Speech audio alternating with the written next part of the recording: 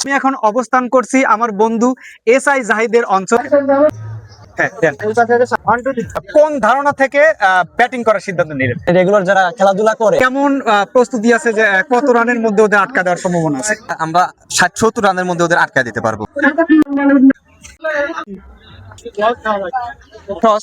আমরা ইনশাল্লাহ জিতবো সেই আশা করে আমরা আজকে মাঠে নামছি। ঠিক আছে, শুভকামনা। ধারাবাহিকতা আমাদের জন্য ঠিক থাকে এবং পরবর্তী জন্য আমরা আরো ভালো কিছু করতে পারি। Barakchutia premier league season 2 night cricket tournament আপনারা জেনে খুশি হবেন। গত বছরে আমাদের আরো একটি টুর্নামেন্ট হয়েছিল, সেটি সফলতার সাথে আমরা সুন্দরভাবে শেষ করেছি। খেলাধুলা না থাকলেই সব ছেলেরা, সব ছোট ভাইয়েরা হয়তো বিপদে যাবে, সেই বিপদ থেকে ফিরিয়ে আনার জন্যই বিনোদনের কোনো বিকল্প নাই। থ্যাংক ইউ বন্ধু।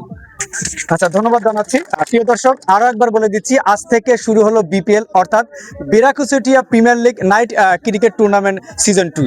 আপনারা যে যেখান থেকে আমাদের সাথে সংযুক্ত হয়েছেন আপনাদের আরো একবার ধন্যবাদ জানাচ্ছি। দেখতে থাকুন সৃজন FM 6700। সবাই ভালো থাকবেন, সুস্থ থাকবেন, আল্লাহ হাফেজ।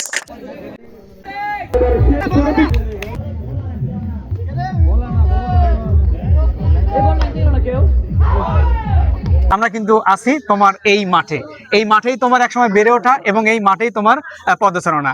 সেই জায়গা থেকে তোমার আমন্ত্রণে আজকে আমি অবস্থান করছি ব্যারাকচুটিয়া ঈদগাহ মাঠে এবং আজ থেকে শুরু হলো BPL অর্থাৎ Barakchutia premier league night cricket tournament 2026-এর সিজন 2-এ।